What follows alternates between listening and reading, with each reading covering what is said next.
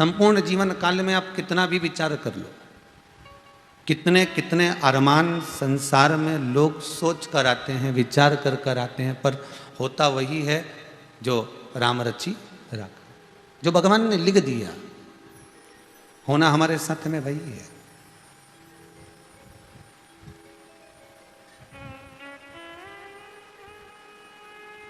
मृत्यु और जन्म, इन दोनों के बीच का जो समय है ना, ये भगवत भक्ति का है।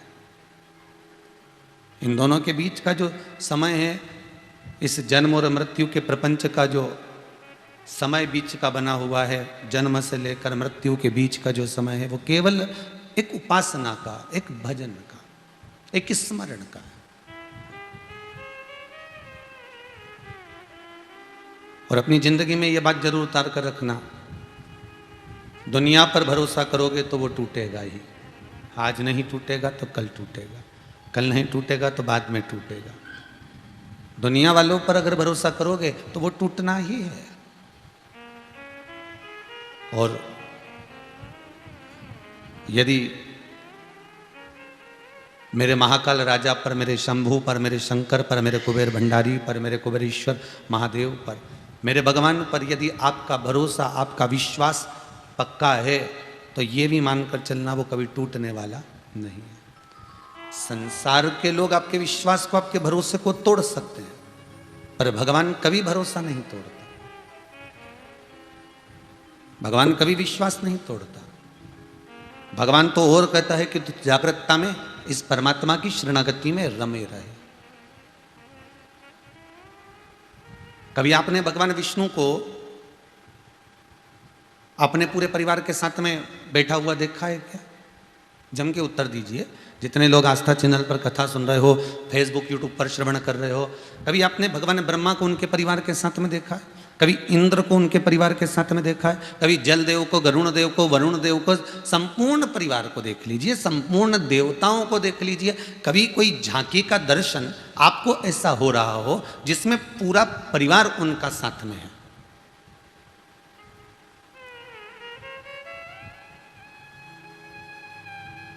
संपूर्ण परिवार, अगर कोई देवता का आपको दर्शन होता हो, अगर राम सीता का दर्शन होगा तो लव कुश का दर्शन उनके साथ में नहीं होगा।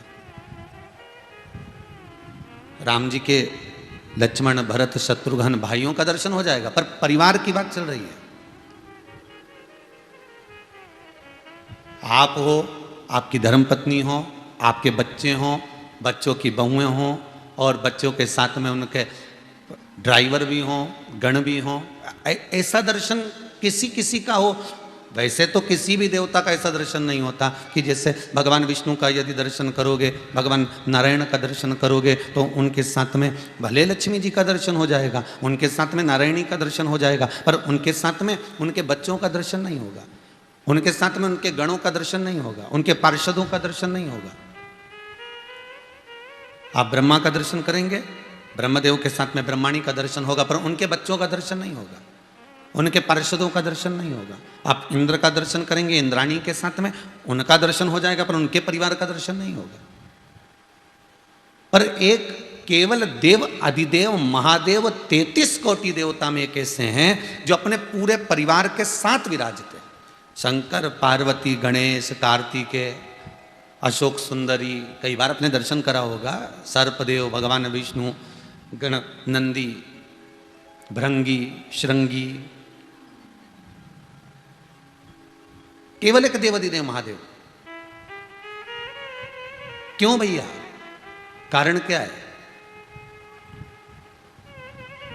क्यों भगवान शंकर के साथ में संपूर्ण परिवार है? क्यों भगवान शिव के साथ में पूरा परिवार है? क्यों भगवान शिव के साथ में संपूर्ण परिवार की झांकी का दर्शन होता है? ब्रह्मा जी का नहीं होता, भगवान विष्णु का नहीं होता, इंद्र का नहीं होता, वरुण, गरुण आदि, कुबेर आदि का दर्शन नहीं होता। और जितने भी देवता हो, आप जिन जिनको जानते हो उनका स्मरण कर कर देखिए, उनका दर्शन नहीं होता उनके परिवार के साथ में। पर केवल यदि हो रहा है तो शिव का हो रहा है। उसका कारण क्या है? तो शास्त्र कहता है कि जब वैकुंठ की ओर जीव जाता है तो अकेला जाता है। ब्रह्मा जी से अगर मिलने के लिए जीव जाता है तो अकेला जाता है, इंद्र से अगर जीव मिलने जाता है तो अकेला जाता है। गौलोक धाम में, वैकुंठ धाम में, सारे धामों में जीव जाता है तो अकेला जाता है। केवल एक मृत्यु लोक ऐसा है, ये पृथ्वी, ये मृत्यु लोक, ये भूमंडल ऐसा है जिसमें देव अधिदेव महादेव अपने परिवार के साथ में विराजमान होकर ये सभी को प्रेरणा देते हैं कि इस मृत्यु लोक में आना तो इतनी मीठी वाणी का प्रयोग करना, इतने प्रेम का संबंध रखना कि तुम्हारा परिवार मेरे परिवार जैसा इस मृत्यु लोक में दिखता रहे, संजोता रहे, टिका रहे और वो आनंद की अनुभूति करता रहे। हमारा शिव, मेरा भोला, मेरा शंभु, मेरा शंकर, मेरा त्रिकालदर्शी, मेरा कैलाशी, मेरा अविनाशी, मेरा शिव ये प्रेरणा देता है कि आप भी अपने परिवार के साथ में संजो कर रहो इस मृत्यु लोक में, इस भूमंडल में, इस सागर में। जब तक तुम इस मृत्यु लोक में रहो, इस संसार सागर में रहो, तो अपनों के साथ में रहना।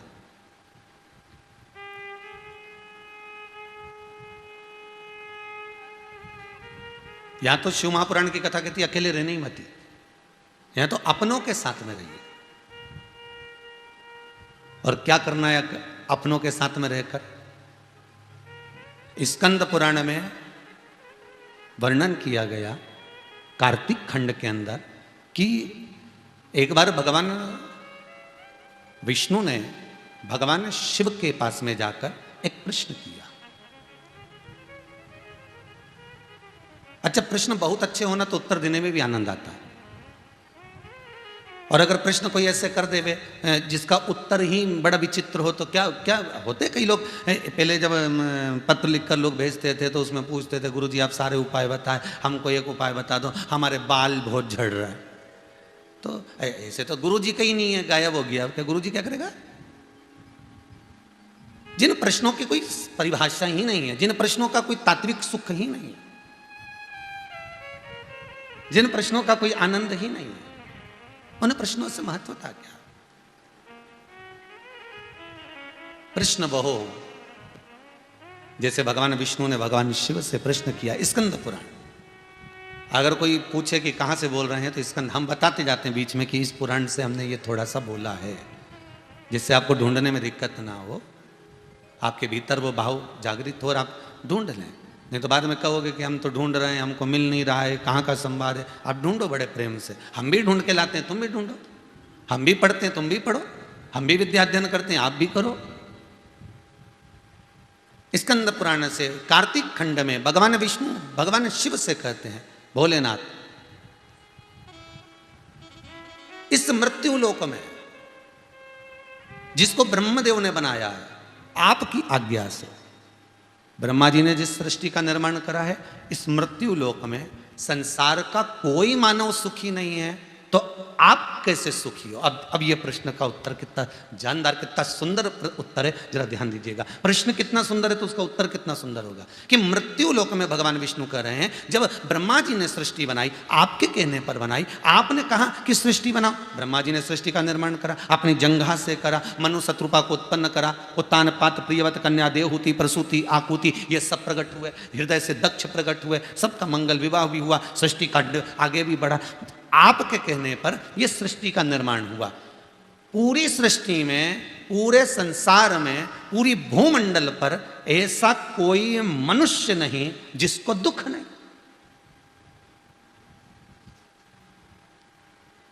ऐसा कोई मानव ही नहीं जिसको दुख नहीं होगा पूरे भूमंडल में। अगर बेटा अच्छा हो गया, सर्विस भी लग गई, बहू भी अच्छी आ गई, पत्नी भी अच्छी आ गई, पति भी अच्छा मिल गया, सास ससुर भी अच्छे मिल गए, बहन भाई भी अच्छे मिल गए, परिवार, घर गृहस्थी, दौलत, धन, गाड़ी, बंगला, संपदा, सब कुछ अच्छा,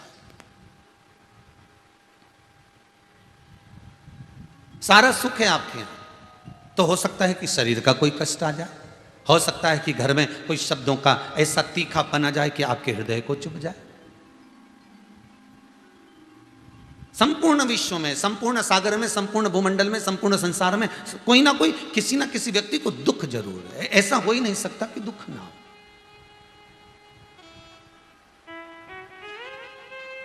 शंभु नाथ, हे बाबा, प्रार्थना स्वीकार करिएगा, हमको बताइएगा जरूर कि सब दुखी हैं, आप कैसे सुखी हैं।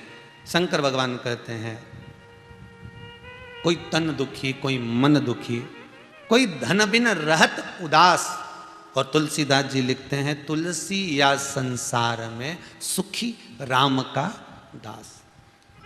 भगवान शिव भी वही कह रहे हैं, बहुत ध्यान दीजिएगा इस कथा पर, शंकर वही कह रहे हैं।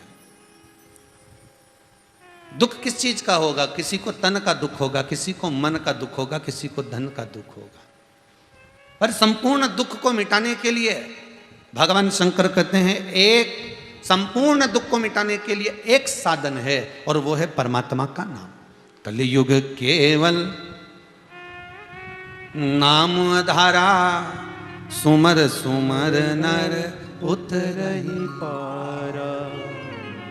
इस कलिकाल में संपूर्ण विश्व में भगवान एक प्रेरणा दे रहे हैं। भगवान कार्तिक खंड के अंदर स्कंद पुराण से एक प्रेरणा दे रहे हैं कि इस प्रेरणा को ले लीजिए। आपको दुख आएगा, जरूर आएगा, आपको तकलीफ आएगी, जरूर आएगी, आपको कष्ट आएगा, जरूर आएगा। ऐसा संसार में कोई नहीं जन्मा जिसको दुख ना आए। कर्म का भोग तो भोगना पड़ेगा। मृत्यु लोक में जन्म लिया है तो दो ही कारणों से लिया, एक कर्म का भोग भोगो और दूसरा भगवान का भजन करो। दो कारण दिए हैं कि कर्म का भोग भोगना है, भजन करना है। तो भजन करना क्यों जरूरी है? कि जो दुख आ रहा है उस दुख को अगर कोई रोक सकता है तो वो भगवान का भजन रोक सकता है, उसको स्मरण रोक सकता है, उसको शिव महापुराण की कथा रोक सकती है, उसको भगवान का भजन रोक सकता है। आपका विश्वास जितना जागृत होकर आप भगवान के अनुमोदन में लगे रहोगे, उतना दुख कटता चले जाएगा।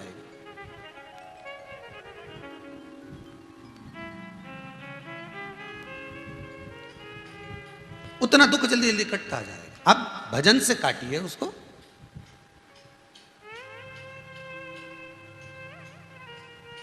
मेरे भोले तेरी नौकरी सबसे बढ़िया है, सबसे खरी। तेरे दरवाजे की चाकरी सबसे बढ़िया है, सबसे खरी। मेरी किस्मत का जब गुल खिला, तब जा कर के ये दर मिला। बड़ी किस्मत चाहिए शिव महापुराण तक पहुंचने के लिए। रिमोट लेकर अगर बैठ भी गए हो ना टीवी के सामने, तो भी इस चित्त को, इस मन को शिव पुराण तक लगाने के लिए भी परमात्मा की कृपा चाहिए। मेरी किस्मत का जब गुल खिला, तब जा कर के ये दर मिला। मिल गई मुझको चौखट तेरी, सबसे बढ़िया है, सबसे खरी। भोले बाबा तेरी नौकरी सबसे बढ़िया है, सबसे खरी। पहले कथा में कहा था, माला माल बनना चाहते हो दुनिया के लोगों को, अगर माला माल बनना है तो सबसे पहले माला माल को आप बनने के लिए, माला माल अगर बनना चाहते हो तो पहले कॉपी पे लिखो। क्या लिखोगे? जम के बोलो। पेन से लिखना है माला माल। क्या लिखना है? माला माल बनने के लिए सबसे पहला काम क्या करना है? कॉपी पे लिखो माला माल। बस एक पेज पर, एक पृष्ठ पर लिख लीजिए माला माल, और उसको फिर आधा आधा काट दीजिए, तो आधा आएगा माला, आधा आप लोग बोलो माल। पहले आ गया माला, फिर आया माल।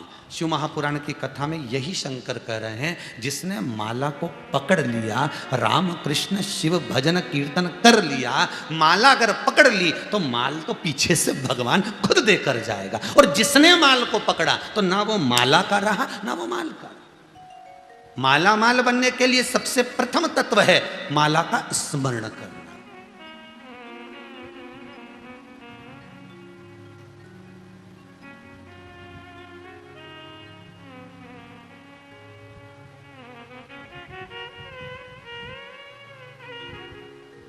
अरे भजन भोले बाबा का करते रहोगे तो संसार सागर से तरते रहोगे। अगर आप शिव की भक्ति में डूबे हुए हो, शंकर का अनुमोदन अगर आप कर रहे हो, आप भगवान की भक्ति में किसी भी रूप में डूबे हुए हो, तो दुख अगर आ भी गया तो वो रुक जाएगा।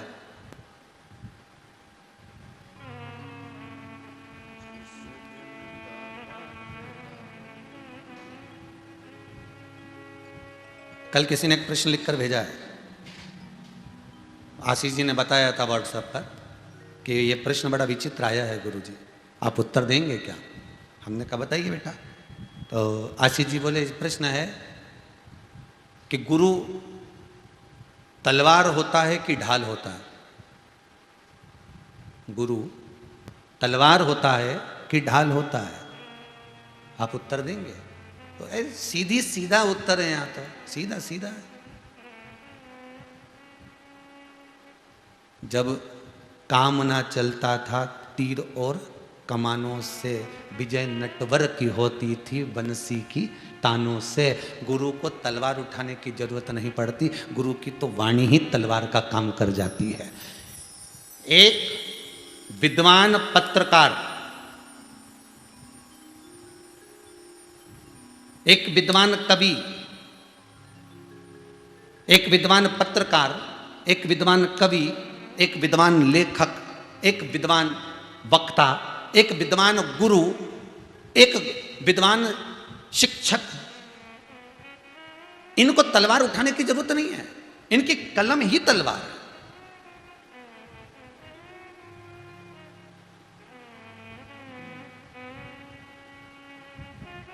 गुरु तलवार का काम नहीं करता, गुरु काटने का काम नहीं करेगा, गुरु तो और सिखाता है।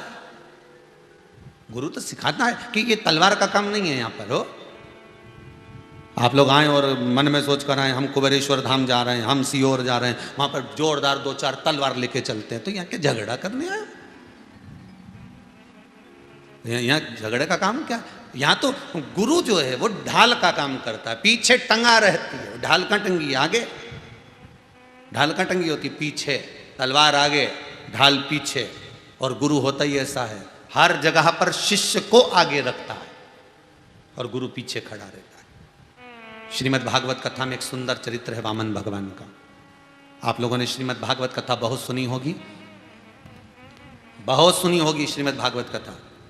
तो उसमें आपने सुना होगा जिस समय पर राजा बलि के दरवाजे पर वामन भगवान भिक्षा मांगने के लिए जा रहे हैं कि मुझे भिक्षा दे दीजिए 3 पग। राजा बलि दरवाजे पर खड़ा हुआ है, बोलो महाराज ब्राह्मण देवता मैं आपको क्या दूं?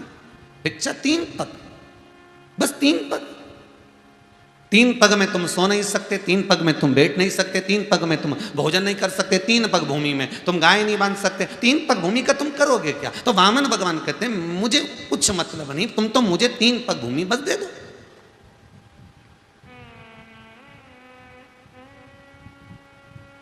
आप तो केवल मुझे 3 पग भूमि दीजिए, मुझे उससे कोई मतलब ही नहीं है कि आप 3 पग भूमि में क्या करना है। नहीं प्रभु एक काम करता हूँ, राजा बलि कहता मैं अपने पांव से नाप कर आपको दे देता हूँ। वामन भगवान ने मन में सोचा अगर तेरे पांव से नब्बाना होता तो मैं आया क्या करे?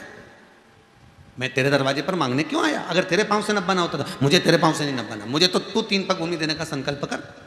और राजा बलि कहता है ठीक है मैं 3 पग भूमि देता हूँ। संकल्प छोड़ने के लिए जल मांगा वामन भगवान से, वामन भगवान ने मना कर दिया मेरे पास जल नहीं, जाओ अंदर से कमंडल लाओ जल लाओ। अंदर गया, शुक्राचार्य जी का कमंडल उठाकर चला।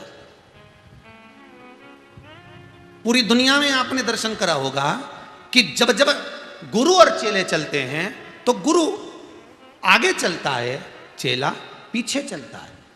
पर आज श्रीमद् भागवत कथा का दर्शन करोगे और उसमें वामन चरित्र को यदि आप पढ़ोगे, वामन चरणारविंद का उस रसास्वादन को आप करोगे, श्री वामन चरित्र का स्मरण करोगे, तो उसमें शुक्राचार्य जी पीछे चल रहे हैं और राजा बलि आगे चल रहा है। क्यों?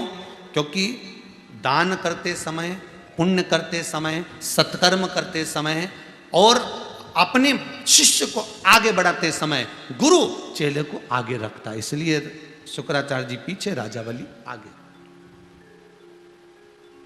शुक्राचार्य जी कहाँ हैं? पीछे, राजा बलि आगे। जब दरवाजे पर पहुंचे और शुक्राचार्य जी ने देख लिया कि तो भगवान विष्णु है, तो शुक्राचार्य जी अब आगे आ गए। 1 पग भूमि मत देना इसको, ये ब्राह्मण का बालक नहीं है, ये त्रिकालदर्शी भगवान विष्णु है। बस ढाल का काम एक ही है, गुरु का काम एक ही है। जिस समय पर जब तक चेला, जब तक शिष्य रणभूमि में लड़ रहा है, जब तक शिष्य संसार सागर में जूझ रहा है, अग्रण्य है, पर उस शिष्य को याद रखना चाहिए, युद्ध की भूमि में चतुरता की बहुत जरूरत होती है, संसार में गुरु की महत्वता की बहुत जरूरत होती है। आप संसार में जूझ रहे हो, लड़ रहे हो, इस संसार सागर में बड़ा कष्ट भोग रहे हो, बड़ी तकलीफें भोग रहे हो, तो तुम्हें ये याद होना चाहिए कि तुम्हारी पीठ के पीछे, तुम्हारी पीठ पर अगर कोई ढाल बनकर किसी का हाथ रखा है तो वो कोई सदगुरु होगा। इसलिए कहते हैं गुरु का होना जरूरी, क्योंकि गुरु उस कवच को बनाकर चलता है, गुरु उस ढाल के रूप में चलता है कि सामने चेले के आना पड़ेगा, जब इसको दुख आएगा आना पड़ेगा।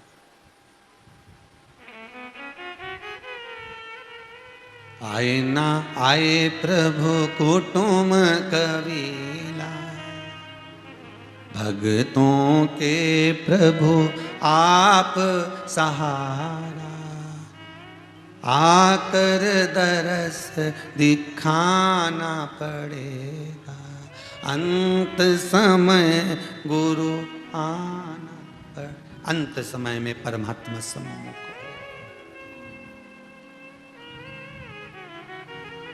जब दुख आए, जब तकलीफ आए, जब कष्ट आए, जब रोग बढ़ जाए, जब तकलीफ बढ़ जाए, तब गुरु को याद करो, सम्मुख में गुरु आएगा।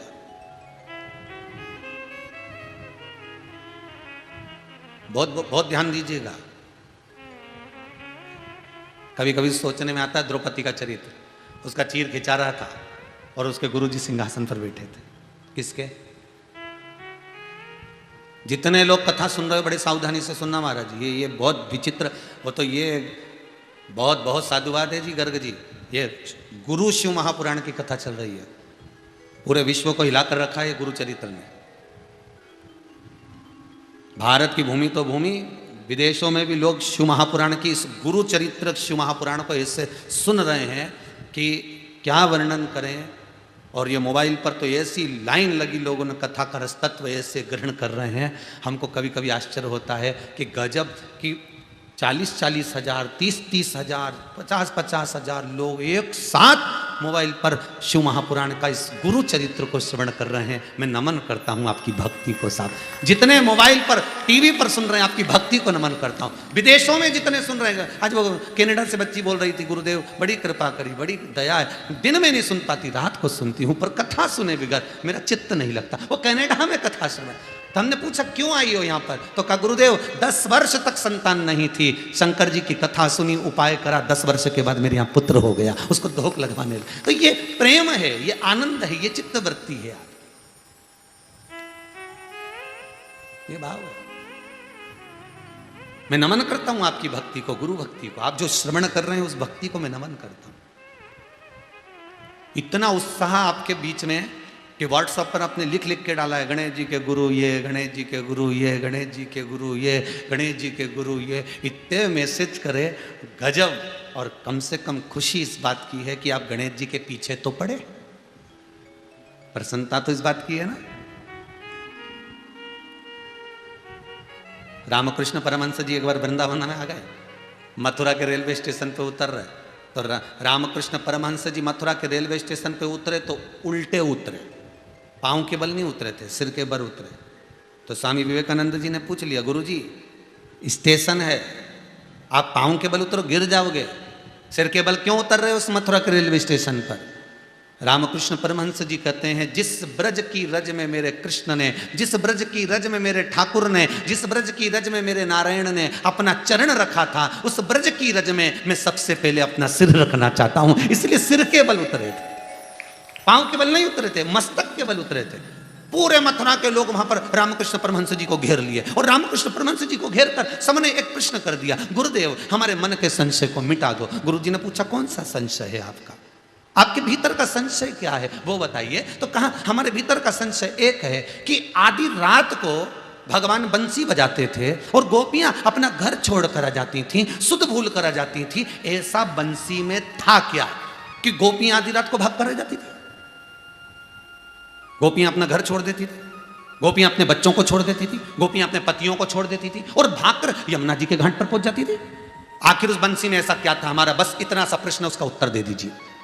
उस बंसी में ऐसा क्या था जो गोपियां भाग कर आ जाती थी? रामकृष्ण परमहंस जी ने कहा, इतनी भीड़, लाखों की जनता और प्रश्न भी बड़ा भारी है। रामकृष्ण परमहंस जी बोले, रात को 2:30 बजे उत्तर दूंगा, वो यमुना के घाट पर।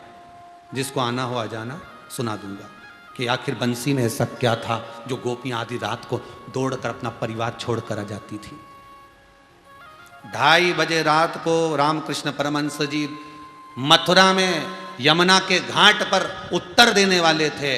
रात्रि को 11 बजे से भीड़ बढ़ना जो चालू हुई, इतनी भीड़ ऐसी बढ़ती चली गई कि सारे जितने मथुरा के निवासी, वृंदावन, गोकुल, बरसाना, आनंद गांव, ब्रजधाम के सब की सब यमुना जी के घाट पर पहुंच गए। आज गुरुदेव उत्तर देंगे कि बंसी में ऐसा क्या था जो गोपियां आधी रात को अपना घर छोड़कर आती थी। 2:30 बजे उत्तर देना था, 2 बजे सब इकट्ठे हो गए, 2:30 बज गई, रामकृष्ण परमहंस जी नहीं आए, गुरुदेव नहीं आए। 3 बज गई, गुरुजी नहीं आए। 3:30 बज गई, गुरुजी नहीं आए। 4 बज गई, गुरुजी नहीं आए। 4:30 बज गई, गुरुजी नहीं आए। 5 बज गई, गुरुजी पहुंच गए।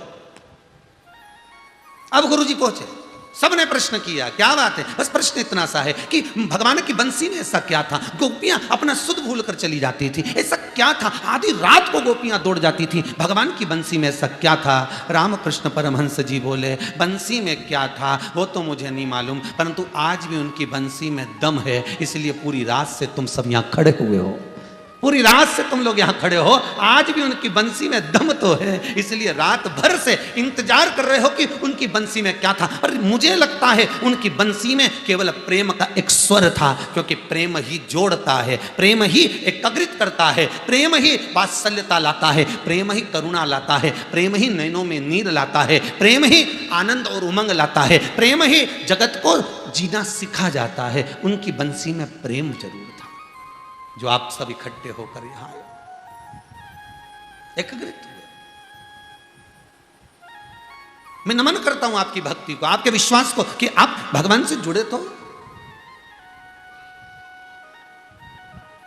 गुरु सम्मुख में नहीं है, गुरु पीछे। तो कई बार प्रश्न खड़ा हो जाता है कि द्रौपदी के गुरुजी बैठे थे सिंहासन पर, द्रौपदी का चीर खिंचा रहा था, दुशासन चीर खिंच रहा था, द्रौपदी रो रही थी, बिलक रही थी द्रौपदी, और रोते रोते द्रौपदी वो धृतराष्ट्र और गांधारी के सामने खड़ी हो गई, तुम मेरे काका ससुर हो, तुम मेरी काकी सास हो, आप तो कुछ कहो।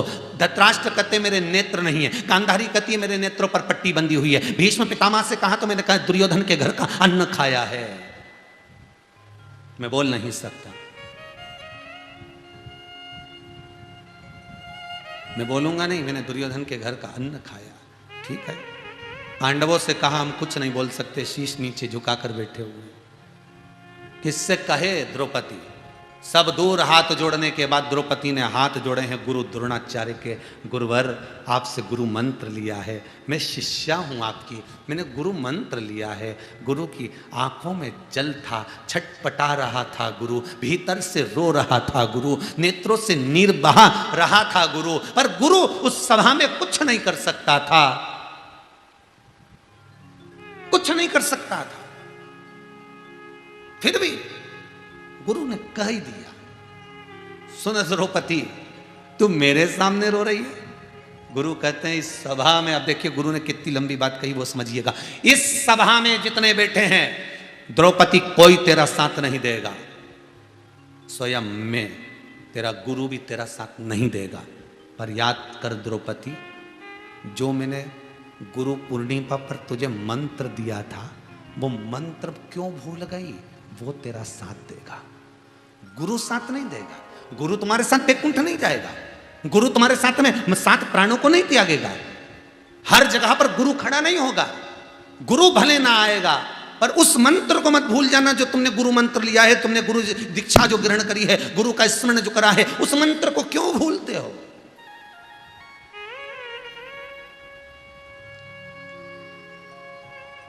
वो श्री शिवाय नमस्तुभ्यम शिव महापुराण के उस मंत्र को क्यों भूलते हो? क्यों भूल रहे हो उस मंत्र को? क्यों भूलते हो गुरु मंत्र को? आप गुरु को बुलाना चाहते, गुरु जी आप आ जाओ हमारा काम अच्छा हो जाएगा, गुरु जी आप पाँव रख दो हमारा काम अच्छा। गुरु जी आए मना नहीं है, गुरु जी लड्डू पेड़ा खाए मना नहीं है, गुरु जी बादाम काजू खाए मना नहीं है, गुरु जी तुम्हारे आए ना माला माला पीने वो भी चलेगा, गुरु जी साल श्रीफल ले वो भी चलेगा, पर गुरु के आने से जो काम नहीं होगा वो काम कैसे होगा? गुरु के मंत्र से।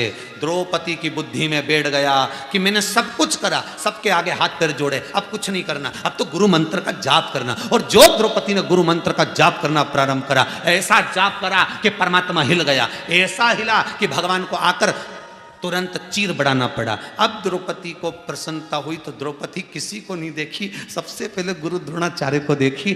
गजब की कृपा करी गुरुदेव, उस मंत्र ने करुणा कर दी। हाँ, दुनिया के लोग के कि हम क्या करें, बड़े दुखी हैं, हम क्या करें, ये तो हम नहीं बताएंगे, ये बताएगी शिव महापुराण की कथा। अब तो जो मंत्र मिला है, जो उपदेश मिला है, जो आपको ज्ञान प्राप्त हुआ है, जो शिव महापुराण में एक एक छोटे छोटे उपाय बताए जाते हैं, शिव महापुराण में छोटे छोटे से उपाय, छोटे छोटे से टोटके आपको बता दिए जाते हैं, उसको करो, विश्वास रखकर करो, तो भगवान क्यों ना आएगा? कैसे ना आएगा?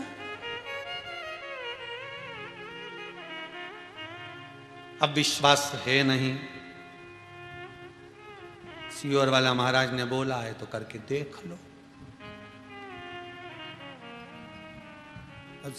एक बार मुख से नहीं निकला कि नहीं, शंकर जी की शिव पुराण में कथा में मैंने सुना था, शिव महापुराण की वाणी है, झूठी नहीं हो सकती, अपन ऐसा उपाय करके देखते हैं।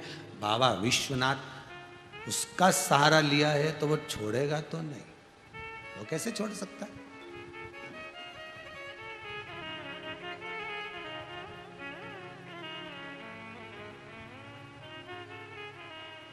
गुरु पीछे, समय पर आगे आ सकता है,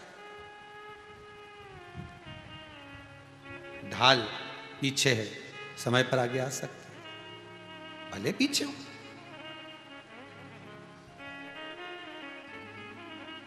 सम्मुख में क्यों ना पहुंचेगी?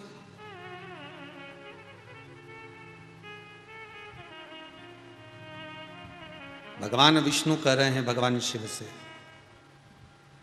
संपूर्ण दुनिया में, संपूर्ण संसार सागर में सबको दुख है, आप सुखी कैसे?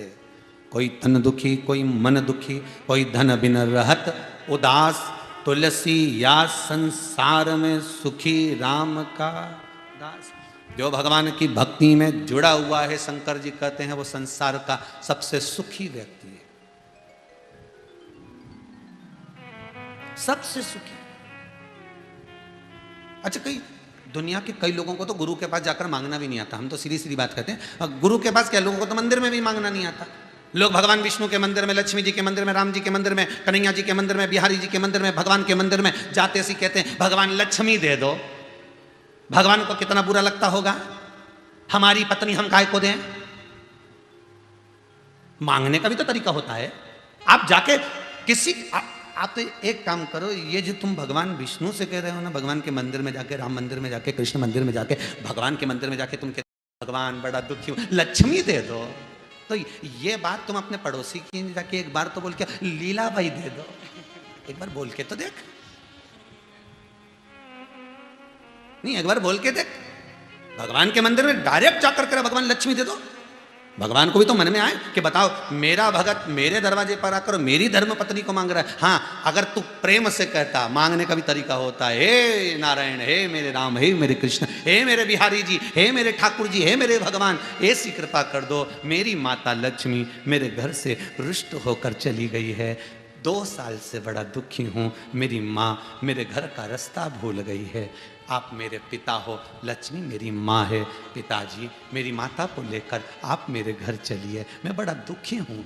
आज 2 साल, 3 साल, 4 साल, 5 साल हो गए, मेरा व्यापार घटता जा रहा है, पिताजी कृपा करिए, जगत का बाप नहीं सुनेगा तो कौन सुनेगा? तब भगवान कहेंगे, लक्ष्मी तेरा पुत्र आया था, आज अपन दोनों अपने बेटे के घर चलते हैं, बड़ा दुखी है वो, चल मेरे साथ चल। तब नारायण लक्ष्मी को लेकर आएगा। तुम डायरेक्ट एक लोटा पानी चढ़ाया नहीं, लक्ष्मी दे दो, अगरबत्ती लगाई नहीं, लक्ष्मी दे दो। एक आध बार पड़ोसी के यहाँ प्रैक्टिकल तो करके देख, लीलाबाई दे दो, फिर देख न कमला भाई न लीला भाई, फिर देख मुझे जूता पड़ी नहीं हो, न प्लास्टिक का हो तो प्लास्टिक का, न चामड़े का हो तो चामड़े का, फिर जो धड़ेगा। कह रहे बोला क्या तू, क्या बोला तूने?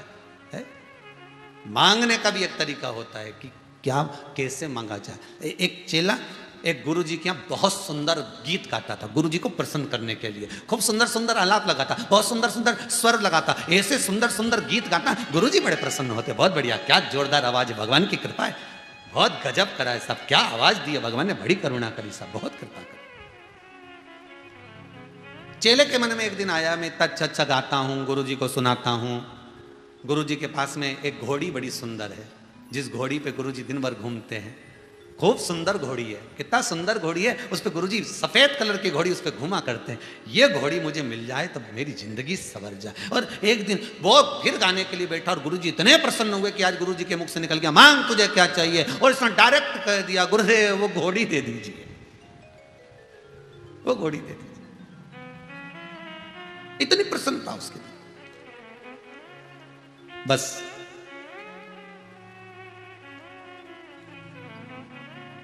वो घोड़ी मुझे दे दीजिए।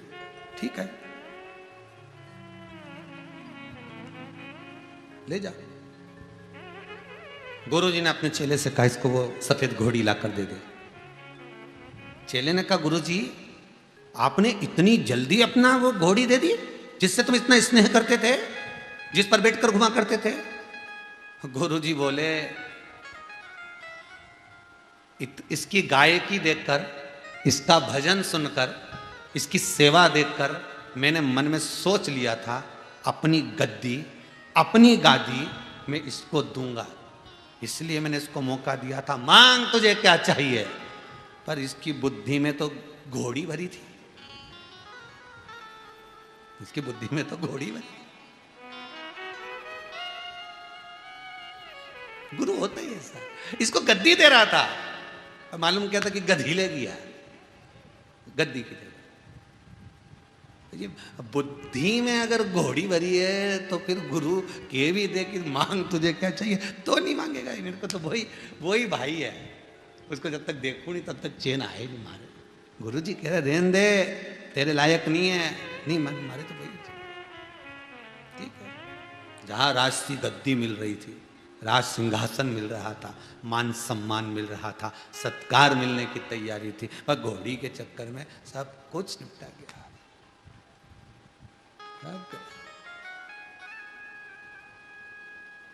और ये केवल एक के साथ में नहीं हुआ, गुरु नानक देव जी के साथ में भी हुआ, केवल एक के साथ में नहीं हुआ, गुरु नानक देव जी के साथ भी हुआ। एक बार गुरु नानक देव जी अपने चेले से कह रहे थे, ये एक ओटला बना, मिट्टी ला, ईंट लगा, ओटला बना। जी गुरुदेव। चेला,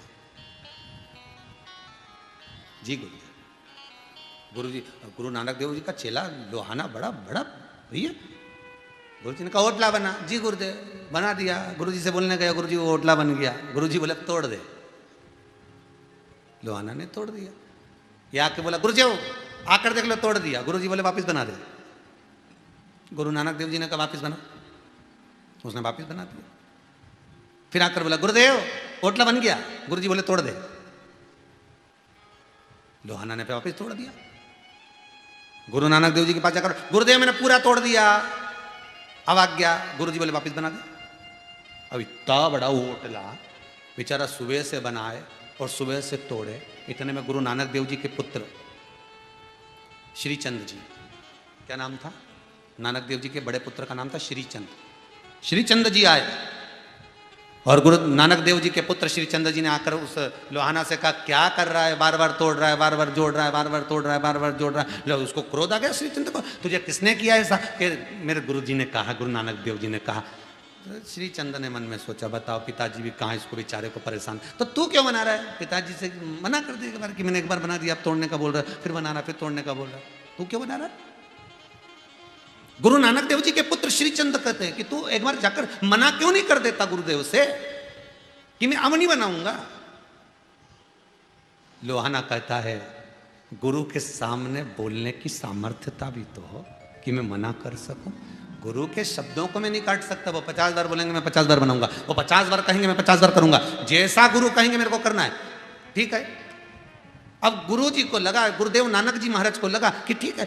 दूसरे दिन गुरु नानक देव जी ने देखा कि श्रीचंद नानक देव जी का पुत्र स्नान कर कर टिप टॉप कपड़े पहनकर, बढ़िया जोरदार बढ़िया शानदार वस्त्र पहनकर गुरु नानक देव जी का पुत्र श्रीचंद आया। और श्रीचंद आया तो उन्होंने नानक देव जी ने कहा, बेटा श्रीचंद गौशाला में चले जा, इतना सारा गाय ने गोबर कर दिया है, जाकर सारा उठाकर बाहर फेंकिया, झाड़ू लगा दे, जा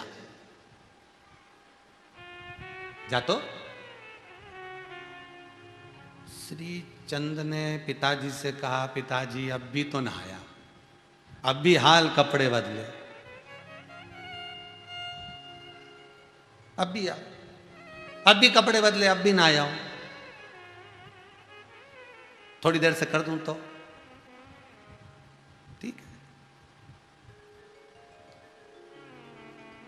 वहीं से लोहाना वो भी नहाकर आया था, वो भी टिप टॉप कपड़े पहनकर आया। गुरुजी ने बुलाया, लोहाना इधर आ बेटा। जी गुरुदेव, गौशाला में अब गाय ने बहुत सारा गोबर कर दिया, उठाओ फेंक के आओ, झाड़ू लगाओ। अब भी आया गुरुदेव। लोहाना गया, उठाया, फेंका, झाड़ू लगाई, वापिस आ गया। वापिस। ये एक गुरु की कथा नहीं, गुरु नानक देव जी अकेले की कथा नहीं है, पूरी सृष्टि के गुरुओं की कथा है। एक एक गुरु, इस भारत की भूमि के जितने ब्राह्मण, जितने साधु जन, तपस्वी जन, साधक जन, जितने गुरुजन, जितने टीचर, शिक्षक, जिस पद पर आप विराजमान हो, गुरु का पद अगर आपके पास में है, यह केवल एक गुरु नानक देव जी की कथा नहीं, यह आप सबकी कथा है। आप अपने शिष्य को कह सकते हो, बेटा ये कर ले, वो कर लेगा। वही काम अपनी औलाद से करवा के बता देना, एक बार।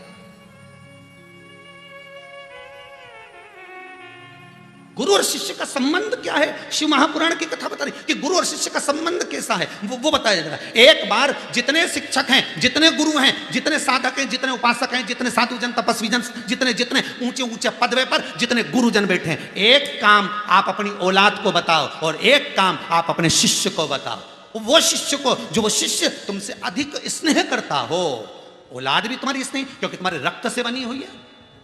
शिष्य से ज्यादा तो औलाद प्रिय होना चाहिए, और औलाद की प्रियता भी होती है क्योंकि पूरी प्रॉपर्टी उसको मिलने वाली। तो एक काम कर कर देखना, जितना आप अपने शिष्य को कहो उतना आप अपने पुत्र को पहले कहना, बेटा जरा करिया। वो उठने में देरी लगा सकता है, वो जाने में देरी लगा सकता है, पर जो शिष्य आपका है, आप उसको एक बार कह देंगे, जा तो रे, ये कर कर आना बेटा। अभी गया, अभी आया।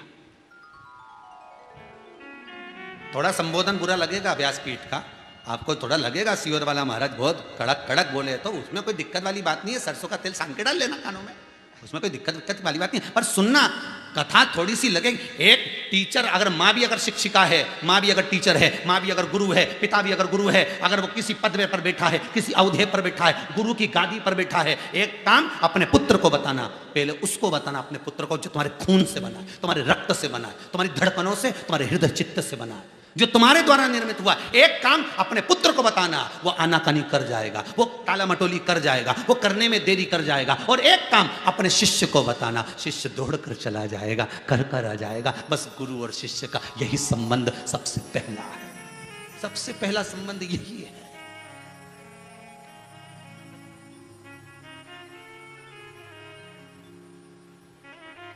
हम जिस सीहोर में निवास करते हैं, इस सीहोर में भी हमने कई जगह पर देखा है, एक टीचर रहे, उनका स्मरण करूंगा, नाम तो नहीं बोलूंगा। तो टीचर भी रहे, उनके शरीर में कष्ट बहुत था, शरीर बड़ा बेकार हो गया था, फिर भी वो रिटायर नहीं हुए थे उस समय पर, क्योंकि उनकी रिटायरमेंट बची हुई थी। उनके भी 3 बच्चे थे, 3 लड़के।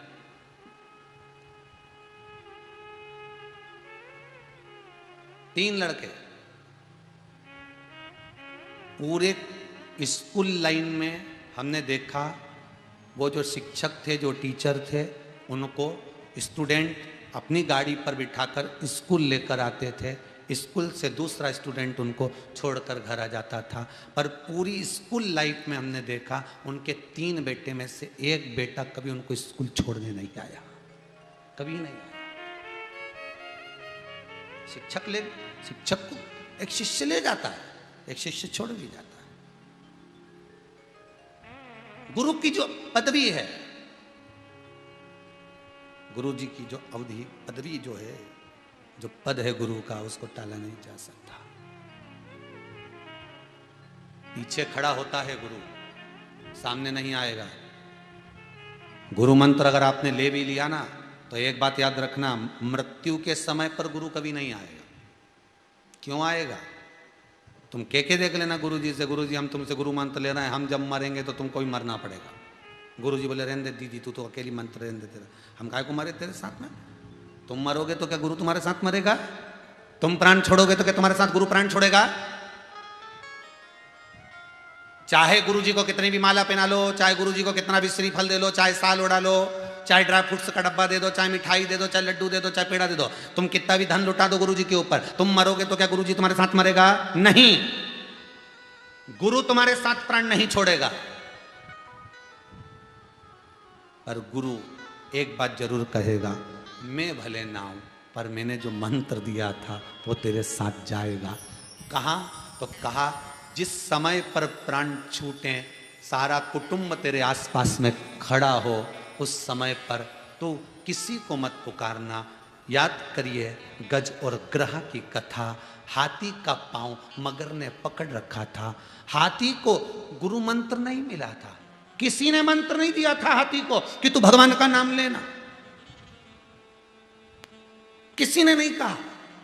पर वही गज और ग्रह की कथा विष्णु पुराण में जब लिखी गई तो उसमें वर्णन आता है, विष्णु पुराण के अंतर्गत, गर्ग संहिता के अंतर्गत वर्णन आता है कि वो हाथी भगवान विष्णु को कैसे पुकार लिया। अभी तक तो परिवार पुकार रहा था, अभी तो रिश्तेदारों को पुकार रहा था। भागवत सुनिए ना, सबने सुनिए ना, तो अभी तो परिवार को पुकार रहा है, अभी तो वो रिश्तेदारों को बुला रहा है, अभी तो सबको बुला रहा है, सारा परिवार भी पास में खड़ा हो गया। फिर हाथी को किसने बताया कि भगवान विष्णु को बुला ले? हाथी को किसने कहा कि भगवान विष्णु को बुला ले? उस समय पर कोई नहीं था, केवल एक था, केवल एक, कोई नहीं था, केवल एक था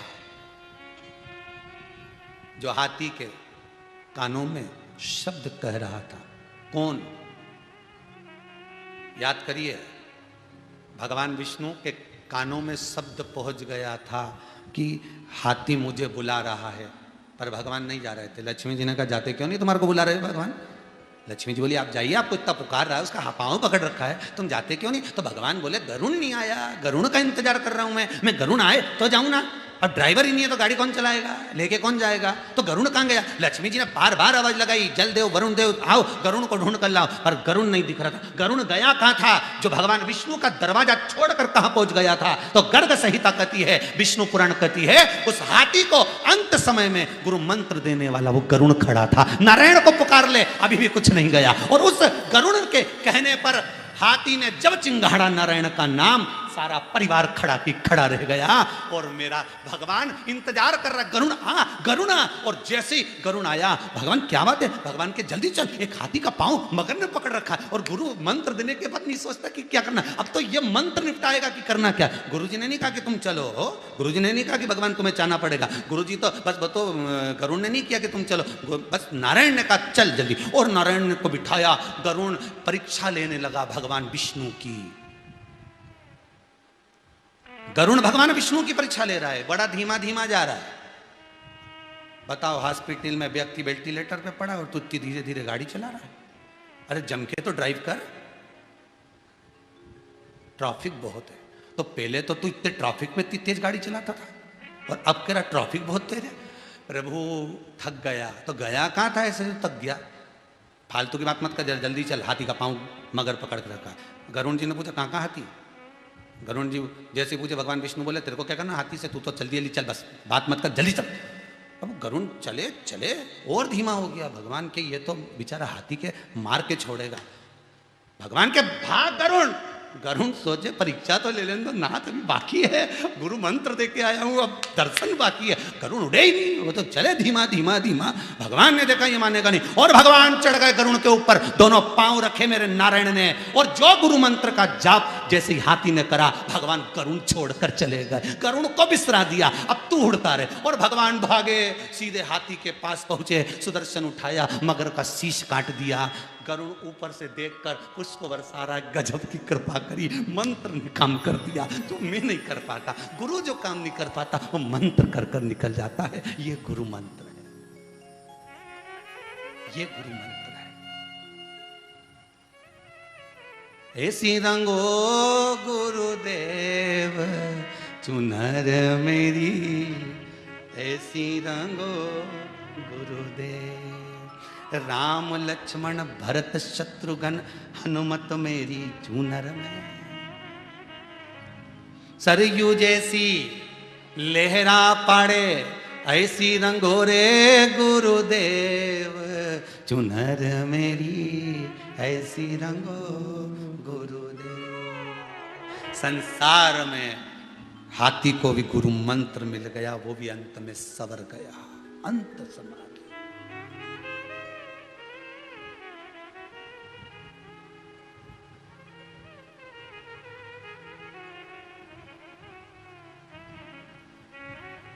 कि मेरा कोई ना सहारा बिन तेरे, गुरुदेव सांवरिया मेरे।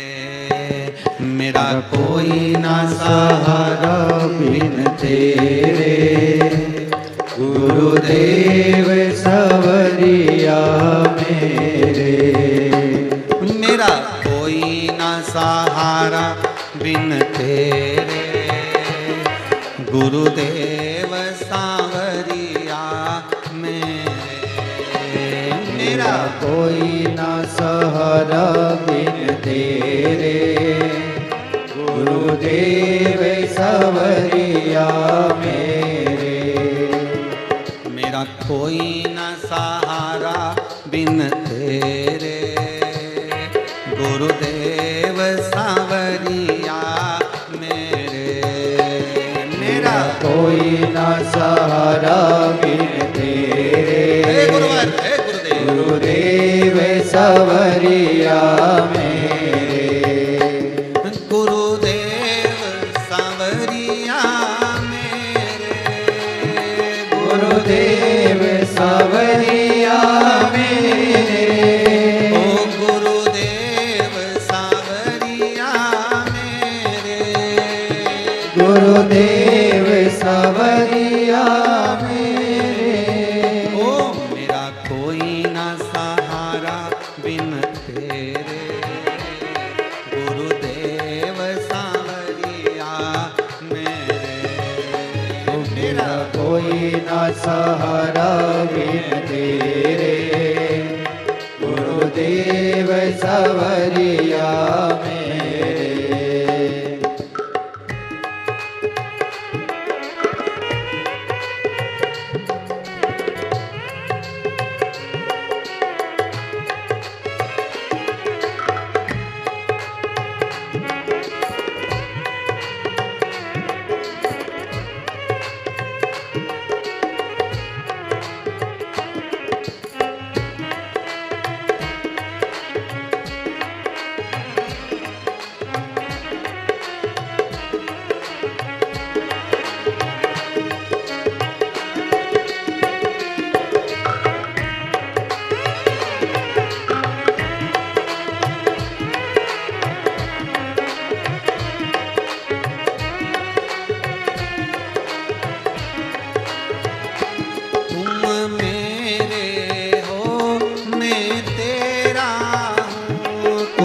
मेरे हो मैं तेरा हूँ। मैं तो जन्म जन्म से तेरा हूँ। मैं तो जन्म जन्म से तेरा हूँ। मेरा कोई न सहारा बिन तेरे, गुरुदेव सांवरिया मेरे। मेरा कोई न सहारा बिन तेरे, गुरुदेव सांवरिया मेरे। मेरा कोई न सहारा बिन तेरे, गुरुदेव सांवरिया मेरे। मेरा कोई न सहारा बिन तेरे, गुरुदेव सांवरिया मेरे। शंभो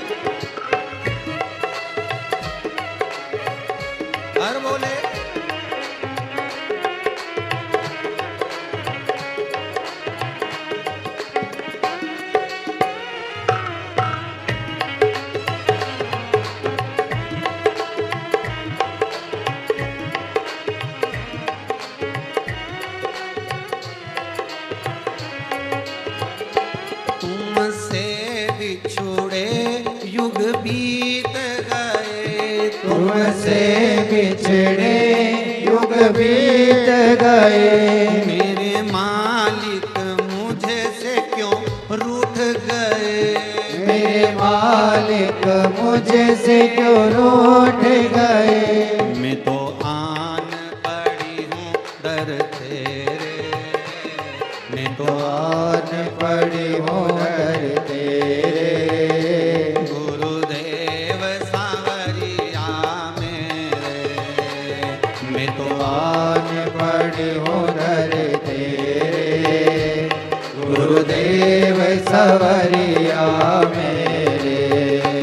मेरा कोई ना सहारा बिन तेरे। गुरुदेव सांवरिया मेरे।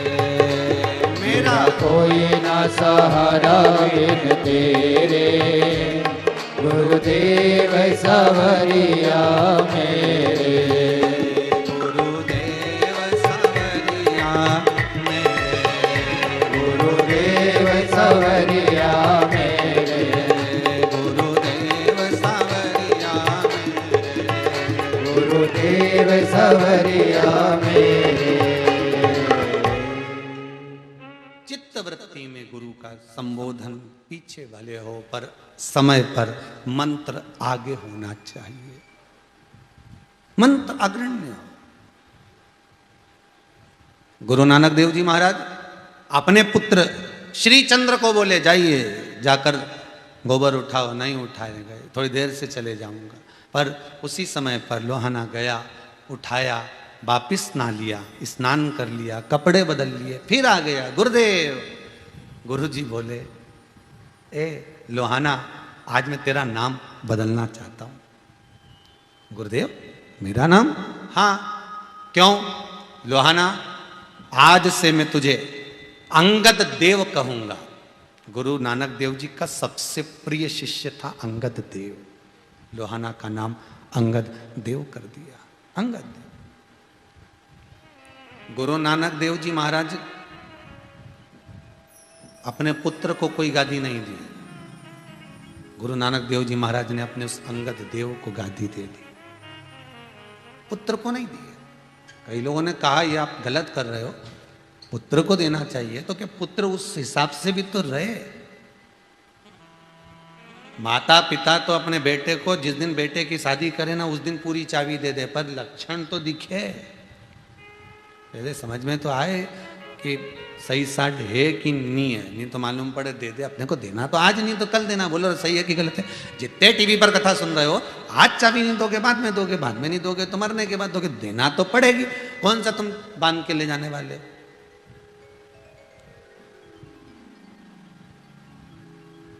ये फ्रिज, ये cooler, washing machine, AC, sofa set, पलंग, ड्रेसिंग, ड्राइंग, काजू का डब्बा, बादाम का डब्बा। अपना डब्बा गोल होने के बाद कोई डब्बा ले जाओ, सब धरा रे। वहां कौन सी चीज जाए, सब पड़ी की पड़ी रह गई। क्या जाएगा? कुछ नहीं। जो तुमने दान करा, जो तुमने पुण्य करा, जो तुमने सत्संग करा, जो तुमने संकीर्तन करा, जो तुमने नाम लिया, जो तुमने स्मरण करा, जो तुम भगवान की भक्ति में डूबे, इसके सिवाय कुछ नहीं जाएगा। भगवान शंकर स्कंद पुराण में श्री भगवान विष्णु को कह रहे हैं कि केवल अगर संसार में मैं सुखी हूं तो भगवान के नाम से सुखी हूं, उसके सिवाय कोई सार तत्व नहीं। जप लो इस सुख, इसमें मुझे सुख का अनुभव हो जाता है। शिव जी कहते हैं बस इसी कारण मैं सुखी हूं। कोई तन दुखी, कोई मन दुखी, कोई धन बिन रहत उदास, तुलसी या संसार में सुखी राम का दास। जो भगवान की भक्ति में सदा रमा हुआ है, जो भगवान के भजन में, कीर्तन में, नाम स्मरण में सदा जुड़ा हुआ है, बस वही बचा हुआ है, वही सुखी है। शिव परिवार है। देखिए कार्तिक बाबा भी कोई कम नहीं, कितने उद्दंडी, वो भी बहुत उपद्रव करते थे। श्री गणेश जी महाराज भी बड़े उपद्रवी, वो भी कितना गदर करते थे। महाराज कम कोई है क्या? आजकल की माताएं आकर कई बार प्रश्न करती हैं, महाराज जी हमारा बच्चा बहुत चिड़चिड़ करता है, इतना गुस्सा करता है गुरुदेव, इतना सा तो रखा पर इतना चिड़चिड़ करे, इतना गुस्सा करे, कुछ इसके लिए बता दो ना गुरुदेव।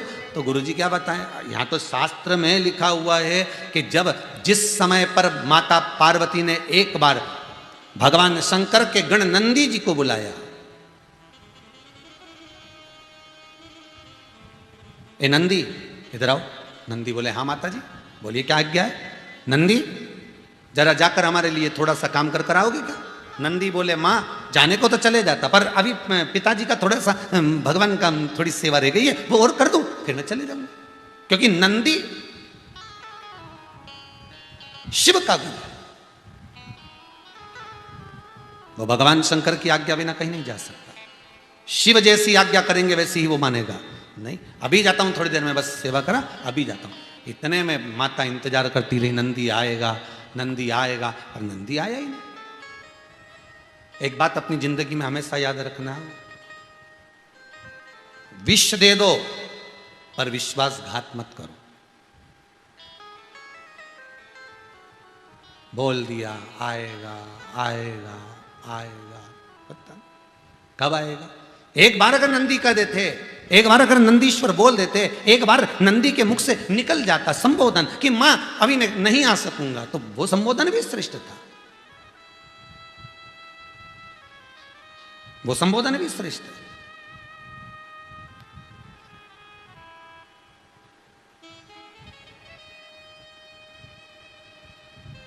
बस नंदी गए, आए नहीं।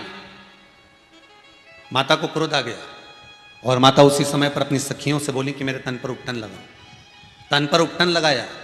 माता उपटन लगाकर स्नान करने के लिए जाती हैं।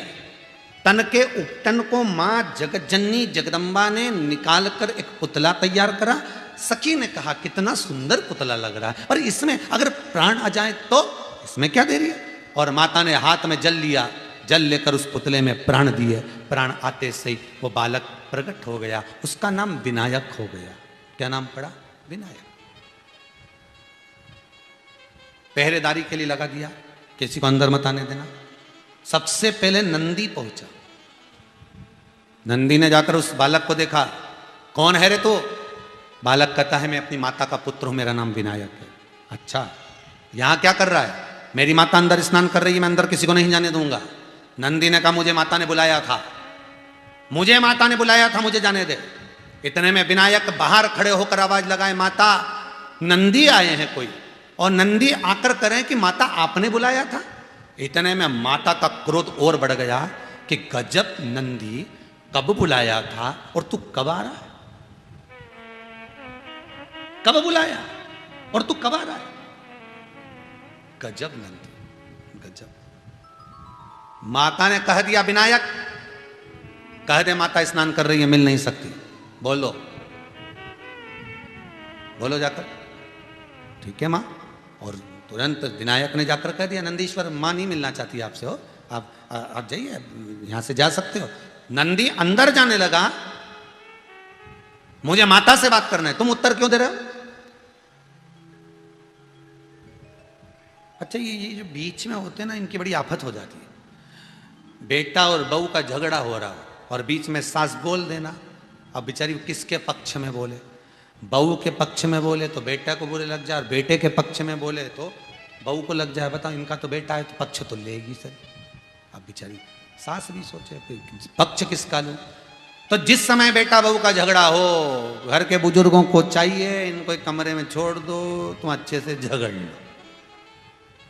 अपन बाहर बैठ जाओ। जब अति हो तब बोलो, जब अति होने लगे तब बीच में जाकर खड़े हो जाओ, ए चलो उधर। और सबसे पहले बहू से कुछ नहीं कहना, सबसे पहले अपने पुत्र से कहना। दुनिया में सबसे ज्यादा टेंशन ही यही है कि सास अगर डांटने का तैयारी करती है तो सबसे पहले बहू को, ये तो है ही ऐसी, ये तो है ही ऐसी। तो इसलिए तो बहू को गुस्सा आ जाता है कि अब आन दे डुकरिया तेरा नंबर, अब आन दे। सबसे पहले अपने पुत्र को डांटो, ए चल बाहर निकल, अभी आइए ना वो। तू तो इतना समझदार है, इतनी बड़ी बड़ी बात करता था और तू बताए उससे झगड़ा कर रहा है, तेरे से छोटी है, समझ नहीं है उसमें भी। यार तू तो अक्लमंद है। फिर चिल्लाएगा, बस ये सारे लक्षण तुम ही सिखा रही हो। हम सिखा रहे हैं ना, बहू हमारी हम साथ लेंगे, तू तो बस जा, दुकान जा, तो यहां से निकल। फिर बहू को लगेगा मेरी सास ने मेरा पक्ष लिया, उसको लगेगा। और जहां तुमने कहा ना सब ये इसी के लक्षण है, तो फिर वो भी बदला निकाल लेगी। आवाज डुकरिया, अब आ पीछे।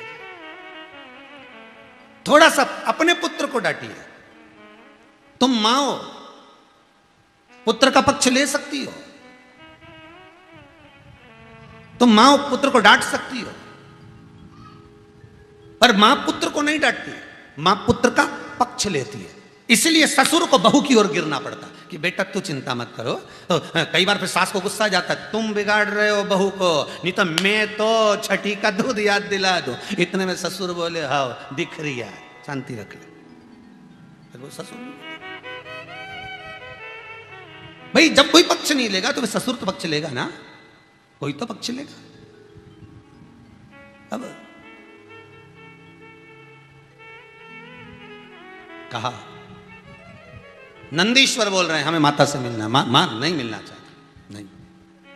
माता ने कह दिया बोल दीजिए हमें नहीं मिलना है, हमारा काम हो गया है, नंदीश्वर को बोल दो। नंदीश्वर बोले हम माता के मुख से सुनना चाहते हैं। विनायक बोले बाहर निकलते हो कि नहीं निकलते हो, चलो बाहर निकलो यहां से। और विनायक ने जैसे ही बाहर निकलना चाहा नंदी को, नंदी जैसे ही बाहर गए, नंदी को इतना क्रोध आया, नंदी जाकर शंकर जी के पास पहुंच गए। भोलेनाथ भोलेनाथ भोलेनाथ, शंकर जी तो भोले थे ही क्योंकि भोले के नाथ। तो शिव जी ने पूछा हुआ क्या? ना जाने गुफा में कोई एक बालक अंदर प्रवेश कर गया है, इतना जिद्दी, इतना उद्दंडी, सुनने कोई तैयार नहीं, हमें अंदर नहीं जान दिया। हमको तो लगता है अगर तुम भी चले गए तो आपको भी कोई अंदर नहीं जान देगा।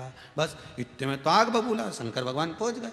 शिव जी गुनगुनाते हुए, अलमस्त होते हुए बड़े प्रेम से चले, बड़े प्रेम से, और बड़े प्रेम बस शंकर जी दरवाजे पर पहुंचे। वहीं पर बैठे थे विनायक। कौन हो? अंदर जाने दे। तुम कौन हो? हम विनायक। किसके पुत्र? हमारी माता के। माता कौन? नाम नहीं मालूम।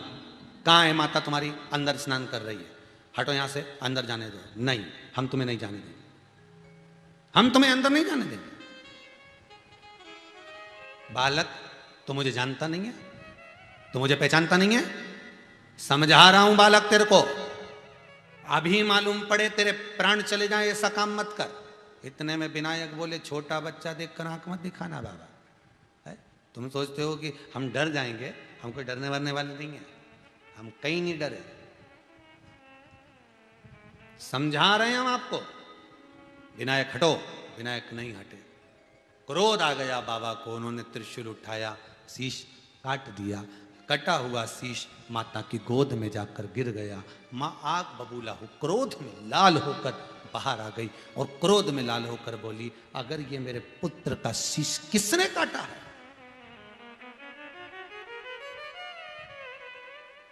कौन है जिसने मेरे पुत्र का शीश काटा? पार्वती आपका पुत्र? हां, ये मेरा पुत्र है। नंदी ने मेरा कहना नहीं माना, इसलिए मैंने पुत्र को प्रकट किया।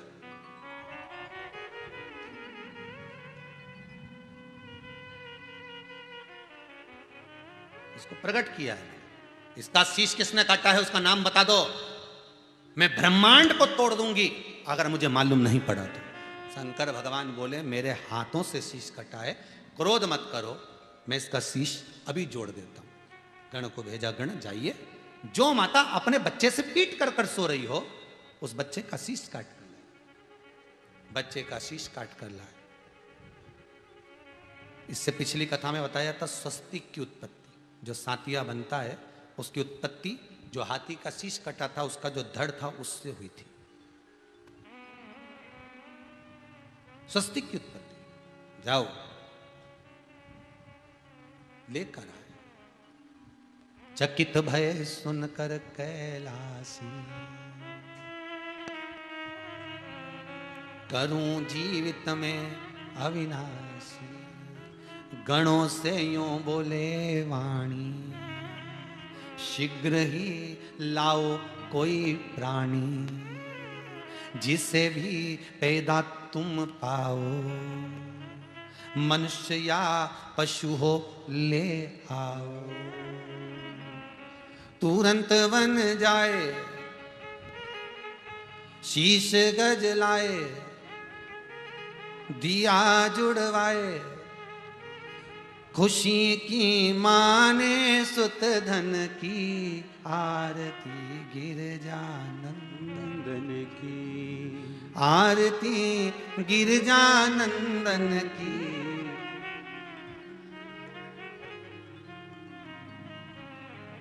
भगवान लाइए, गए, दौड़े, लाकर शीश दिया, जोड़ दिया। जोड़ा तो माता ने कहा, आपने मेरे पुत्र के मस्तक कौन सा लगाया, आपको ज्ञात है प्रभु? आपको ज्ञात है? अब शीश कौन सा लगा रहे हो? हाथी का शीश। भगवान बोले जो मिल गया वो लगा दिया, चुप चिंता मत कर। कभी अपना ही तो हाथ है और अपना ही ऑपरेशन है, कभी भी चेंज कर सकते हैं, उसमें टेंशन मत ले। हो जो लगा दिया वो लगा दिया, हो लगा दिया, ठीक है। आशीर्वाद मिल गया, खूब आशीर्वाद मिल गया, खूब मिल गया, ढेर आशीर्वाद मिला, 33 कोटि देवताओं का आशीर्वाद मिला। इतना आशीर्वाद मिला, इतना मिला, इतना मिला कि गणेश जी महाराज उद्दंडी हो गए। इससे हर किसी की यहाँ शादी में जाते, उनके घर में जितने कपड़े शादी के दूल्हा दुल्हन के जितने कपड़े रखे रहते, अपने चूहे को साथ ले जाते। ये तो सबसे बात करते रहते, चूहे को धीरे से कोनी मार देते, सबके दूल्हा दुल्हन के कपड़े कटवा देते। जब दूल्हा दुल्हन कपड़े पहन के आते तो उनके कपड़े सब दूर से कटरे कटरे निकलते। बच्चे आज के ज़माने में जो ये जीन्स की जो फैशन निकली ना फटी हुई, ये समझ लेना उस समय पर भी चूहे कतरे थे, तो जो कपड़े उस समय के रखे थे वो आज चल गए, ठीक है। बस वो आज चल रहे हो। अब बहुत उपद्रव, बहुत उपद्रव। माताएं कहती हैं हमारा बच्चा बड़ा उपद्रवी है, हमारा बच्चा बड़ा चिड़चिड़ करता है, हमारा बच्चा बड़ा क्रोध करता है, हमारा बच्चा ऐसा करता है। बिल्कुल मत घबराना, तुम्हारे बच्चों से जाता तो परमात्मा के बच्चे अर्थात भगवान शिव के पुत्र भगवान श्री गणेश जी, यशोदा मैया के पुत्र भगवान कृष्ण जी, कौशल्या मैया के पुत्र श्री राघव जी।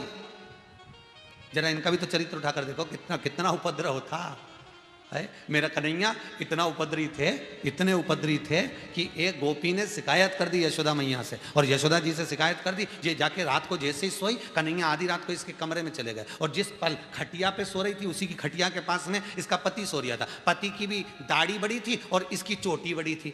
अब कन्हैया ने भी क्या करा, मैया ने जो चावल बनाए थे उसका जो माड़ था ना, चावल का पानी, उसको निकाल के लोटे में धर लिया, और जाके इसकी पकड़ी चोटी, इसका पकड़ा दाढ़ी का भाग, और दोनों में चावल का माड़ लगाकर चिपका दिया। ले, अब दोनों तो अच्छे चकाचक सो रहे थे, इनके सिराने पर पंखा पड़ा था। पहले वो हाथ का पंखा नहीं होता ऐसा घुमाने वाला फरकी जैसा, वो हाथ का पंखा कन्हैया ने उससे हवा दे दे के उसको सुखा दिया, वो कल्ला ठट हो गया। अब पत्नी जैसी चोटी इधर करे तो बाबा की दाढ़ी उधर खींचा, अब बाबा उधर करे तो इधर से चोटी खींचाए, अब दोनों में आधी रात को हो गया झगड़ा भयंकर। तो कि तुम मेरे बाल खींच रहे हो, कि तुम मेरी दाढ़ी खींच रहे, दोनों झगड़ा करे तो मालूम पड़ा वो चावल के माड़ से चिपका। अब दोनों ने विचार करा ये अंदर आया कौन था, तब समझ में आया पलंग के पास में बंसी पड़ी थी, पहचान में आ गया। यशोदा जी के पास दौड़ के गए, आधी रात को तुम्हारे पुत्र ने हमको बांध दी, क्या उपद्रव करेगा। एक गोपी रोज शिकायत करती थी भगवान की, खूब शिकायत करती, इतनी शिकायत करती ठाकुर जी की कि ठाकुर जी उसके उब गए। एक दिन भगवान ने मन में सोचा, आवान दे, इसकी शिकायत रोज करने आती ना, इसके संग में ऐसा करूंगा कि कभी शिकायत ही नहीं करेगी। और एक दिन वो कहने आ गई, यशोदा जी हमारे यहाँ सत्यनारायण भगवान की कथा है। यशोदा जी बोली अच्छी बात करो, और मालूम पड़े जहाँ सत्यनारायण जी की कथा थी ये वहाँ पहुँच गया। अंदर जितना पंचामृत प्रसाद सब धरा था सब निपटा के वापिस आके बोला काकी में जा रही है। काकी बोली सत्यनारायण जी की जब कथा हो जब जरूर आ जाना बेटा हो। अब इसके तो मुंह में भरी पंजेरी अच्छी जोरदार। काकी जी ने जैसे ही कहा आए तो थोड़ा सा सत्यनारायण भगवान के लिए फूल लिया ना कन्हैया। अब इसके मुंह में पंजेरी थी, अब इसको बोलना तो नहीं चाहिए था कन्हैया को कि फूल कौन सा, अब इसने मुंह में भरी पंजेरी और इसने बोल दिया फूल कौन सा, तो पूरी पंजेरी काकी के मुंह पे, पूरी पंजेरी मुंह पे, फूल कौन सा। हमेशा शास्त्र कहता है अगर कोई प्रसाद खा रहा हो तो कभी उससे बात नहीं करना चाहिए। क्या पता उसके मुंह में पंजेरी भरी हो, खोपरा शक्कर भरा हो, और जैसे तुमने नाम पूछा क्या नाम, और बोले फूलचंद, पूरी फूलचंद निकल जा। क्या मतलब? अब कन्हैया उपद्री थे, श्री गणेश जी महाराज भी बड़े उपद्री थे। अपने को लगता है कि गणेश जी महाराज बड़े निर्मल, बड़े सीधे, बड़े साधारण, बड़े सहज, परंतु ऐसा थोड़ी ना था। गणेश जी महाराज भी बालक थे तो इतने उपद्री, इतने उपद्री। एक बार माता पार्वती जी ने श्री गणेश जी महाराज को बुलाया, देखा इसमें उपद्रव बहुत है, तब माता पार्वती जी ने कृतिकाओं को आमंत्रित करा। किसको बुलाया? कृतिकाओं। कृतिका कौन? भगवान शंकर के तेज पुंज से, गंगा के जल से 6 पुत्रों ने जन्म लिया था, जिनका पालन मां गंगा कर रही थी। 6 बालक रोए तो एक साथ, दूध पिए तो एक साथ। मां बड़ी दुखी हो गई गंगा। तब गंगा मैया ने संतों की पत्नी कृतिकाओं को बुलाया, ऋषियों की पत्नी कृतिकाओं को बुलाया और कृतिकाओं से कहा इन 6 पुत्रों का पालन आपको करना है। तब कृतिकाओं ने पालन किया तो बालक रोए तो एक साथ, दूध पिए तो एक साथ। कृतिकाएं भी परेशान हो गई, ऋषियों की पत्नी परेशान हो गई।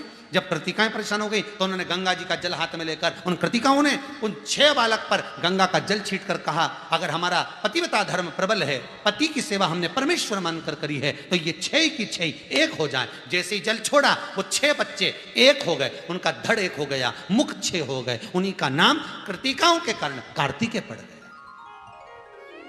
नाम क्या पड़ गया? कार्तिकेय। तो ये जो कृतिकाएं, ये ऋषियों की पत्नी, पार्वती जी ने इन ऋषियों की पत्नी को, इन कृतिकाओं को बुलाया। कृतिका आई।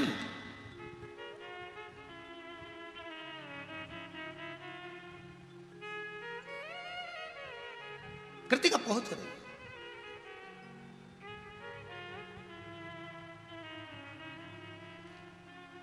जगत जननी की जय हो, जगदम्बा की जय हो, माता आद्यशक्ति दुर्गा की जय हो। कृतिकाओं ने आवाज लगाई और होना चाहिए ऐसा। जो नवरात्रि के नियम 9 पुष्प समर्पित आप कर रहे थे, आज शायद उसका पूर्ण दिवस होगा। आज 9वां दिन पूर्ण हो रहा होगा जो आपने चालू करे थे। आज 81 फूल आपने देवाधिदेव महादेव को समर्पित करेंगे। जो वाल्मीकि बाबा के कहने पर माता जानकी जी ने, माता सीता जी ने राम जी का दर्शन करने के लिए, प्रेम आनंद को बढ़ाने के लिए जो नियम धारण करे थे, वो नियम आपने भी धारण करे। पूरे भारत की भूमि पर कई लोगों ने, कई माताओं ने, कई भाइयों ने, कई दीदियों ने, कई बच्चों ने 9 फूल माँ भगवान देव अधिदेव महादेव को समर्पित करे हैं। मेरा विश्वास है जैसे माँ जगत जननी जगदम्बा माता जानकी का मनोरथ पूर्ण हुआ था, आज आपका भी मनोरथ पूर्ण हो रहा है। मेरा महादेव आपकी मन की जो कामना है, मनोकामना है, देवाधिदेव महादेव पूर्ण करे। यही देवाधिदेव महादेव से विनय है, निवेदन। यही देवाधिदेव महादेव से निवेदन।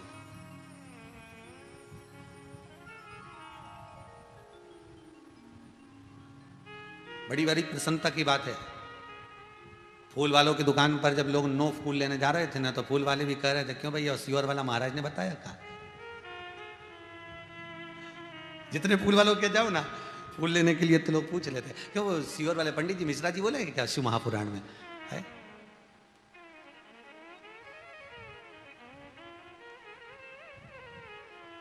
बड़ी कृपा, ये भाव है आपका। आज 81 फूल भगवान देवाधिदेव महादेव को आप समर्पित करे हैं, घी का दिया लगाकर नमन किया है। मेरा महादेव जैसे जानकी जी को राम जी से मिलाया था, बस बाबा ऐसी आपकी जिस कामना के लिए आपने ये नियम 9 दिवस का गुप्त नवरात्रे में धारण किया है, मेरा देव अधिदेव महादेव आपको वो सुख प्रदान करे। आज विराम दिवस रहेगा आपका, जो 9 दिवस की आप लोग अनुष्ठान कर रहे थे नवरात्रे का, आज उसका विराम है। शिव महापुराण का तो आज चतुर्थ दिवस है, चौथा ही है ना, चतुर्थ दिवस।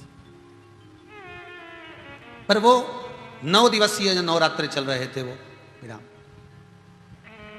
कल एकादशी है, कौन सी? देव सोनी। कल देवता सो जाएंगे। पर कितनी आश्चर्य की बात है ना, लोग कहते हैं देव सोनी एकादशी मतलब देवता सो जाएंगे, पर शास्त्र कहता है, ब्रह्मवेत्ता पुराण में लिखा है कि ब्रह्मा जी को एक क्षण की पलक झपकी थी और वेद हाथ से खसक गए थे, पूरी पृथ्वी जल में मग्न हो गई थी। जब एक पलक ब्रह्मा जी झपक लिए, केवल पलक झपके, तो पूरी पृथ्वी पानी में डूब गई। और अपन कह रहे देव सोनी एकादशी पे देवता सोएंगे न, देव उठनी पे उठेंगे। 4 महीना अगर सो गया नहीं तो जितने अपन है नहीं सब ऊपर मिलेंगे। वो सोता नहीं है, वो दिन रात जागता। बस एक लीला है भगवान की जो भगवान करते हैं। अपना कार्यभार, भगवान विष्णु अपना कार्यभार जब संभल नहीं पाता, देख लेते हैं अब मुझसे बना नहीं, तब भगवान अपना कार्यभार देवाधिदेव महादेव को दे देते हैं। कल ऑफिस में बही खाते पलटे जाएंगे। कौन से ऑफिस में? वो ऊपर वाला। कल भगवान विष्णु अपने सारे खाते शंकर जी को देंगे। अब जितने सिग्नेचर चलेंगे वो किसके चलेंगे? चेकबुक पे। बोलते जाओ जरा, शंकर जी के। तो 4 महीने में सबसे पहला महीना शंकर जी के हाथ में जो खाता आया, तो शिव जी ने कहा, इसलिए देवता प्रसन्न होकर अमृत की वर्षा करते हैं, इसलिए सावन में पानी बड़ा गिरता है। शिव जी बड़े प्रसन्न रहते हैं, आज मेरा खाता, अब मेरे सिग्नेचर चालू है। इसलिए कहते पहले महीने में ही, सावन में ही शंकर जी की इतना रिझालो कि सिग्नेचर करके चेक अपना लगाते, तुरंत चेक पास, तुम पास। बस इसलिए सावन सबसे पहला, फिर भादो, फिर कुंवार, फिर कार्तिक, ये सब बात। पर पहले में ही अपन को शुरू में ही अगर बढ़िया जो खाना है ना दुल्हन के हाथ से, साहब रबड़ी बना ला बेटा, जा रसगुल्ला बना ला, जा ये बना ला है, बाकी के फिर बाद में तो बनाएगी, बेवकूफ़ भी बना सकती है, कोई जरूरी है कि भजिया ही बनाएगी है? वो तो पर शुरू में जब मान सम्मान आनंद, तो शिव पहले बार में अगर आपको दे रहे हैं तो श्रावण का महीना का आनंद पाओ, श्रावण के महीने का सुख पाओ। अब श्रावण के महीने का आनंद, और देखो बहुत एक बीच में कथा में कहा था आपको कि ये जो तीसरी लहर आ रही है कोरोना महामारी की, इससे बचने के लिए, संपूर्ण विश्व के कल्याण के लिए, रोग मुक्ति के लिए, कार्य सिद्धि के लिए, अच्छी नौकरी, सर्विस, प्रॉपर्टी, जमीन, मकान, जायदाद, संपदा प्राप्त करने के लिए, बीमारी को मिटाने के लिए आपको कहा था एक काली मिर्च का शिवलिंग का निर्माण मट्टी के साथ, पार्थिव शिवलिंग का निर्माण के साथ करेंगे। तो कई लोग पूछ रहे थे गुरुदेव कौन सी तारीख रखेंगे, तो आप याद रखना श्रावण महीने की शिवरात्रि। कौन सी? श्रावण महीना, हर महीने शिवरात्रि आती है, तो श्रावण महीने की शिवरात्रि के दिन भगवान का शिवलिंग का निर्माण कर प्रयास करेंगे। समय आपको कल की कथा में बताएंगे, कल परसों में, कि कितनी बजे उसका लाइव प्रसारण चलेगा। आप अपने अपने घरों में काली मिर्ची को मिट्टी में मिलाकर उसका शिवलिंग का निर्माण करेंगे।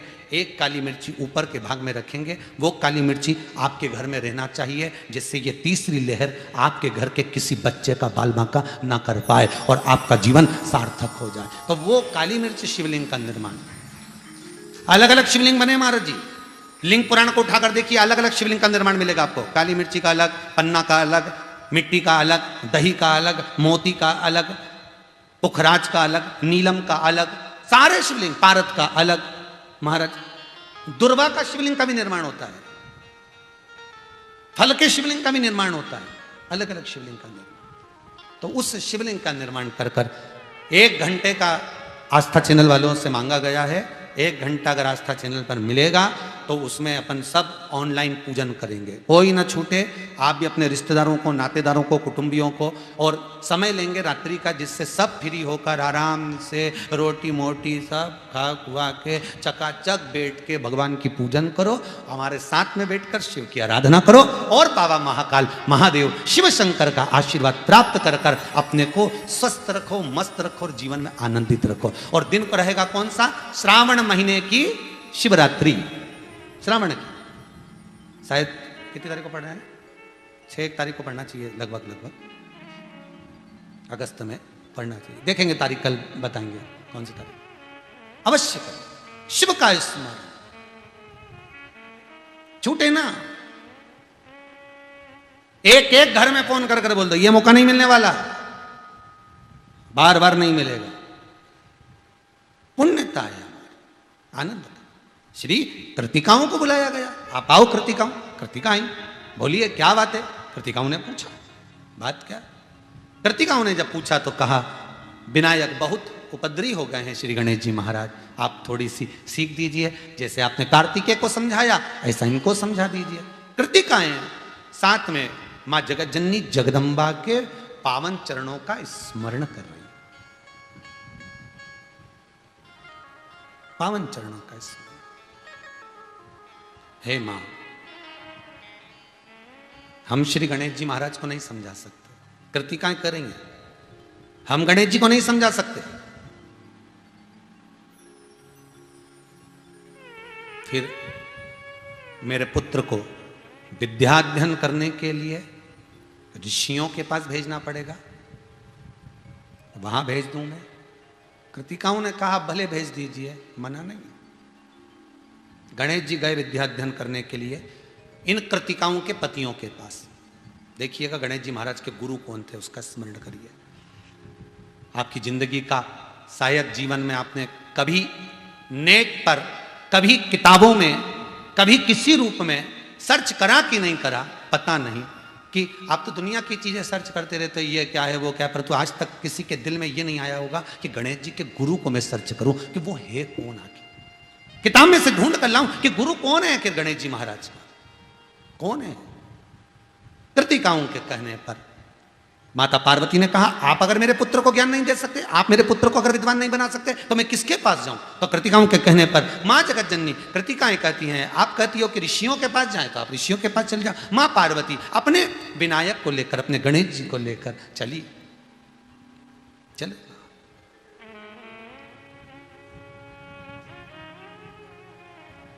माता चली कि गौरी के नंदन गजानंद स्वामी, तुम्हें आज कीर्तन में आना पड़ेगा।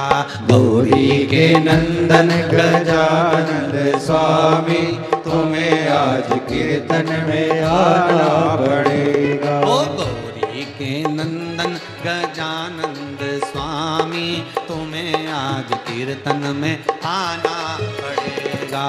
गौरी के नंदन गजानंद स्वामी, तुम्हें आज कीर्तन में आना पड़ेगा।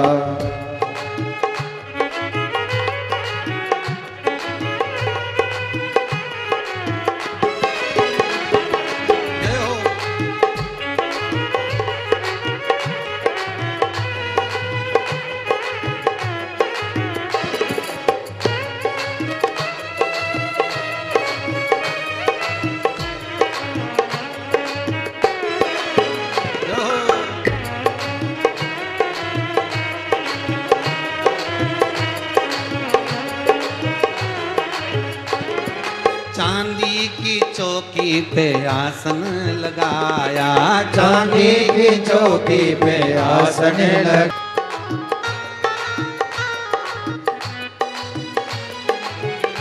हर भोले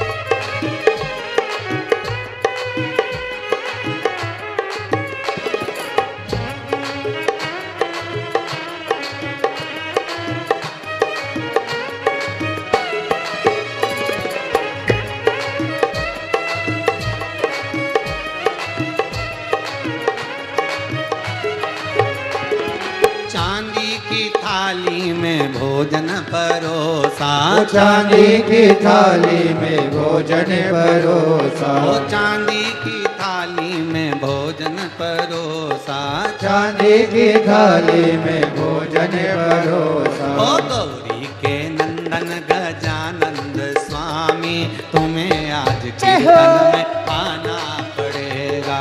गौरी के नंदन गजानंद स्वामी, तुम्हें आज कीर्तन में आना पड़ेगा। ओ आना पड़ेगा, तुम्हें आना पड़ेगा। ओ आना पड़ेगा, तुम्हें आना पड़ेगा। ओ आना पड़ेगा, तुम्हें आना पड़ेगा। आना पड़ेगा, तुम्हें आना पड़ेगा। ओ गौरी के नंदन गजानंद स्वामी, तुम्हें आज कीर्तन में आना पड़ेगा। गौरी के नंदनी गजानंदी स्वामी, तुम्हें आज कीर्तन में आना पड़ेगा। गौरी के नंदन गजानंद स्वामी, तुम्हें आज कीर्तन में आना पड़ेगा। गौरी के नंदनी गजानंदी स्वामी, तुम्हें आज कीर्तन में आना पड़ेगा। और चांदी की झारी में गंगा जल है, चांदी की थाली में गंगा जल है। चांदी की थाली में गंगा जल है। चांदी की थाली में गंगा जल